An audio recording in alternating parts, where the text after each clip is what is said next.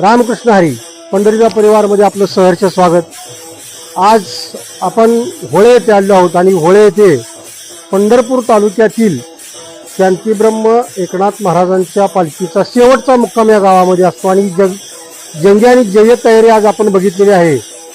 आणि या पालखीच्या स्वागतासाठी थोड्याच वेळामध्ये पालखी येणार असून संपूर्ण गाव सज्ज झालेला आहे आणि याची कशी तयारी केली आहे ते आपण होळेगावचे सरपंच यांच्याकडून व ग्रामस्थांच्याकडून माहिती घेण्याचा प्रयत्न करू। नमस्कार सरपंच। नमस्कार।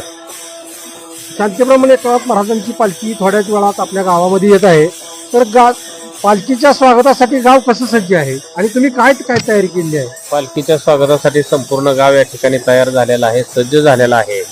या ठिकाणी पालखीसाठी आम्ही 10,000 स्क्वेअर फुटाचा शासनामार्फत जो आलेला मंडप आहे तो मंडप या ठिकाणी वॉटरप्रूफ अशा पद्धतीचा मंडप या ठिकाणी संपूर्ण तयार आहे। निवाऱ्याची व्यवस्था मोठ्या प्रमाणात केलेली आहे, आरोग्य केंद्राची व्यवस्था केलेली आहे, हिरकणी कक्ष आहेत आणि पालखीचंही म्हणजे स्वागत आणि पालखी ठेवण्याचं ठिकाण या ठिकाणी सजावट केलेलं आहे आणि 5,000 ते 7,000 लोकांच्या जेवणाची तयारी आता पूर्ण झालेली आहे। पालखी आली या ठिकाणी आरती झाल्यानंतर लोक जेवायला भेटतील। या ठिकाणी आरोच्या पाण्याची पिण्याची व्यवस्था केलेली आहे। आरोग्य, पाणी, जेवण आणि स्वागत अशा सर्व प्रकारची तयारी या ठिकाणी पूर्ण झालेली। संपूर्ण वारकऱ्या जेवणाची पंगत गावाच्या वतीने आहे का? संपूर्ण वारकऱ्यांना गावाच्या वतीनं या ठिकाणी मोफत आणि चांगल्या प्रकारचं जेवण या ठिकाणी तयार केलेलं आहे। आता तुम्ही जे ग्रामपंचायतचं ऑफिस बांधले पण त्याची शांती करण्याऐवजी शांतीब्रह्म एकनाथ महाराजांची पालखी ठेवून करणार होता असं मला कळलं। आमचं पूर्वी परंपरेनुसार पूर्वीपासून जी परंपरेनं पालखी येते ती पूर्वी बी जुन्या ऑफिस मध्येच असायची। मग आम्ही गेल्या 2-3 वर्षापासून आमच्या नवीन ऑफिसचं काम चालू होतं ते मागच्या 4 ते 5 दिवसात पूर्ण झालेलं आहे। मग आमचं असं धोरण होतं की कुठल्याही वास्तूची वास्तुशांती किंवा पूजा करण्यापेक्षा आपल्या गावामध्ये शांतीब्रह्म एकनाथ महाराजांची पालखी येते आणि ती पालखी त्या ऑफिसमध्ये ठेवली की आपल्या त्या वास्तूची शांती झाली आणि मग आपण तिथून पुढे ती वास्तू लोकांच्या सेवेसाठी लोकार्पण करणार आहोत। म्हणजे सर्व सोयीयुक्त आता ग्रामपंचायत तुमची वारकऱ्यांच्या सेवेसाठी सज्ज आहे। सज्ज आहे।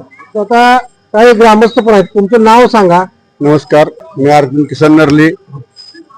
आमच्या गावामध्ये शांतीब्रह्म एकनाथ महाराज आलेले 6 वाजता येणार आहेत, त्याच्यासाठी आमच्या ग्रामपंचायतीने सुसज्ज अशी व्यवस्था केलेली आहे आणि समस्त गावकरी मंडळींनी जे भोजनाची व्यवस्था केली आहे। 5,000 ते 7,000 लोकांच्या जेवणाची पूर्ण तयारी झालेली आहे आणि सर्व गाव एक जुटीनं नाथ महाराजांच्या स्वागतासाठी सज्ज आहे। सर्व सोययुक्त जी अशी तरुण मंडळीची अपेक्षा आहे की एकही माणूस उपाशी राहिला नाही पाहिजे आणि एकाही माणसाला किंवा त्याच्याबरोबर घोडा असेल, बैल असेल, कुठल्याही आणि बैलाची निवारी सोय केली आहे ग्रामपंचायतनं, वैरी चाऱ्याची सोय केली आहे आणि आरोग्य, पाणी हे सगळं सुसज्ज करलंय। एक म्हण आहे तुकाराम महाराजांची की संत येती घरात तुझी दिवाळी। या युक्तीप्रमाणे संत म्हणजे आमच्या गावाचे परम भाग्य आहे की पूर्वीने आम्हाला ठेवा दिलेला आहे की अशी सेवा कुठल्याही गावाला मिळत नाही, अशी सेवा आम्हाला मिळालेली आहे। त्याबद्दल आम्ही गावकऱ्याच्या वतीनं येणाऱ्या सर्व वारकऱ्यांचा मी धन्यवाद म्हणून त्यांना स्वागत करतो. नमस्कार, मी बाळा बसणार. आमच्या गावात एक भाग्य समजतो की आपल्या राज्यामधल्या 3 नंबर संतांची पालखी आमच्या गावामध्ये शेवटच्या मुक्कामासाठी येत आहे. त्यांच्या स्वागतासाठी गाव सज्ज झालेलं आहे आणि त्या पालखीला सगळ्या सुख सुविधा वारकऱ्यांसाठी ग्रामपंचायत आणि प्रशासनाने उपलब्ध करून दिलेल्या आहेत.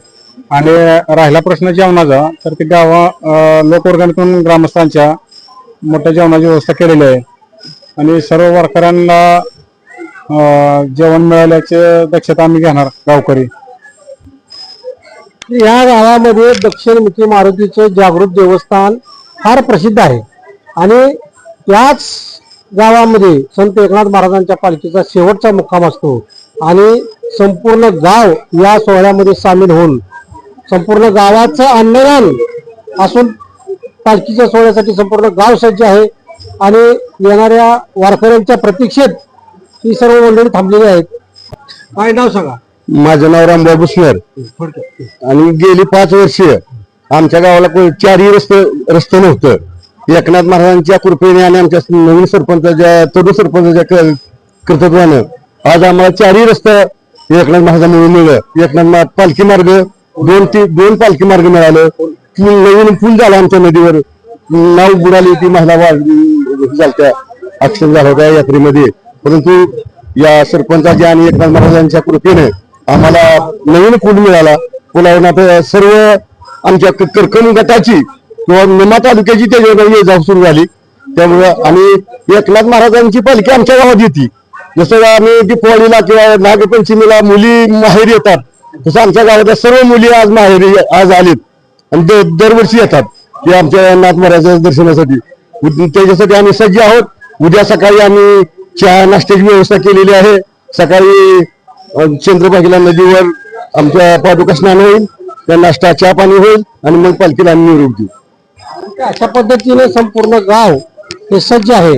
इथं काय वारकरी पालखीच्या पुढे दाखल झाले आहेत, वारकऱ्यांच्या काय प्रतिक्रिया आपण जाणून घेण्याचा प्रयत्न करू. तुमचं नाव सांगा आणि गाव सांगा. माझं नाव दिगंबर बापूराव ठाते. बरं, या गावामध्ये पालखी आल्यानंतर तुमची कशी सोय होती किंवा तुम्हाला काय वाटतं ते या सांगा. गावामध्ये इतकं आनंद वाटतो की दिवाळी दसरा वाटतो. इथं धार्मिक स्थान बी असं आनंद वाटतो की जेवण खाण्याची कुठंही कमतरता नाही. अख्खं गाव लहान लेकरा बागा सगळं असं राखून दिवस झोपतंय. कोणाला काही पडत नाही. 4 वर्षाच्या मुलापासून 80 वर्ष म्हातारपर्यंत चहा पाणी नाश्ता वगैरे काय असले विचारपूस. आणि गंगा हे पाठीमागचा विषय नाही. आंघोळ स्नान झालं म्हणजे जेवण झाले त्यांच्या पाठीमाग गंगा असली म्हणजे वारकऱ्याला वाटतो बाकी पंढरपूर झालं. हे नंबर दुसरं जर पंढरपूर असलं तरी चालत इतकं गाव चांगलं आहे. जे वारकऱ्यांची सेवा ही साक्षात पांडुरंगाची सेवा मानली जाते आणि हीच वारकऱ्याच्या मुखातून आज सेवा कशी केली जाते ही बोलली जाते आणि ही खरं पोच पावती आहे.